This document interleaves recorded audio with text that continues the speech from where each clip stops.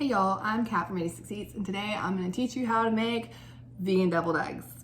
I know it might sound weird, and I know you might not be convinced, but I promise it tastes like and it looks like a deviled egg, and it has fooled so many non-vegans that come to my house. If I ever have a potluck or a party, I always make a tray of deviled eggs, and most people are like, what are you doing with eggs? You're vegan. So I'm going to go ahead and get started and show you what the key ingredients are in making these deviled eggs and the ones that are really non-negotiable. Number one, you can not substitute agar for anything else in this recipe. Agar is vegan gelatin, and it's what's going to make the egg white a convincing egg white texture. Starch will not work. I'm often asked if you can replace agar in like cheese recipes and stuff with starch. No, one is gelatin, one is starch. You need vegan gelatin. I like Living Gen brand. There's no affiliation other than I've been using it for years and I like it. You want powder, not flakes. Also, they measure differently. Next up, black salt. Indian black salt, Himalayan black salt, kala namak also is what it might be labeled as. If you can see, it's not black at all, it's pink, but it is a sulfur salt that smells like egg. If you've ever smelled this stuff, you know exactly what I'm talking about. Or if you've tasted it, I put it in my tofu scramble, I put it in my egg salad, I put it in these eggs. You could leave this ingredient out, but you're not gonna have that key component of egginess. Like, it's not gonna smell or look like an egg. You put this in the egg and then people pick it up to eat it and they're like, oh my God, that's an egg. Next, for the white, we need plant milk. You can use whatever plant milk you fancy. I like almond milk. We drink almond milk. I use almond milk. So let's go ahead and get started on making the egg whites. So I took the agar, the salt, and the milk, and I put it in a pot and I brought it up to a simmer. And once it was done simmering or brought up to a simmer, I've turned the heat off. We just want to activate that agar. For the actual full instructions, it's a little steamy. Go to 86eats.com, just put in deviled eggs. All right guys, so after the liquid has boiled on the stovetop, you are going to remove it from that pot and pour it into a Pyrex or a glass bowl. And you're gonna let it cool for 15-ish minutes. You want it to cool and get thicker, a little thicker, not thick. It needs to be pourable, but not watery, because if it's too watery and it doesn't sit long enough to cool at room temperature, the milk solids will start separating from the water part, and it'll be kind of grainy looking and kind of weird. It'll still taste good. I just made a batch like that a little while ago. I just got impatient and didn't want to wait. So, you know, just stir it. It'll start congealing on the sides. That's how agar works. It sets up at room temperature.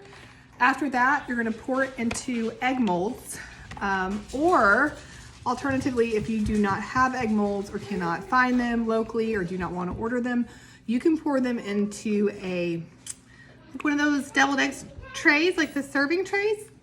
That works great too. Those are more shallow, but it will work. You'll just end up with more filling on the top to fill in the gap. But it works. It totally works. You just have to, yeah. So, trying to show you what I've done. Put the molds on a tray so that they don't slosh around, and then pop them in the fridge probably for an hour or until the eggs are completely firm. Okay, after you've waited for the egg whites to firm up in the fridge, and then you maybe sprayed yourself in the face with your sink sprayer. I don't know if that just happened to me, so that your hair is a little wet and your makeup came off, whatever, it's fine. Okay, you'll know they're done when they just pop right out. It's that easy. They don't have a divot in them. You know, if you made a real deviled egg, you take the yolk out and then you'd have a little hole. So let's make a little hole. It's just with a spoon. Like this. It doesn't have to be pretty. For the filling, I had mixed up and videoed that earlier and then realized it didn't video because I'm challenged. So my kids are laughing in the background. I assume they're making fun of me. Okay. Anyway, a block of tofu, mayonnaise, mustard, turmeric, dill, salt, more stinky, it's not stinky, the egg salt, all the ingredients that go into here. So a blender or a food processor are on 86eats.com under the deviled eggs. You just whiz it around until it's creamy and it resembles a deviled egg mixture. I also chopped up some dill pickles and stirred them in because that is how I like my deviled eggs. So here's the mixture. If you have leftover, it's super delicious smeared on bread with like tomatoes. It's like kind of like egg salad. So just like a regular deviled egg, put the filling in it. And then we're going to sprinkle it with paprika. You don't have to, but my mom always did. She probably still does if she makes deviled eggs. And then I'm gonna add a little dill to it.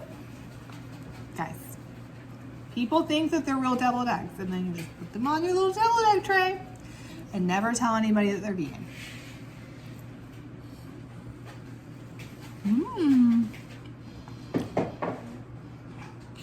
Looks like, feels like, tastes like an egg. It's so weird. Whatever genius thought of that originally, hats off to them. So that's how you make vegan deviled eggs. Again, you can go to 86eats.com for the full recipe.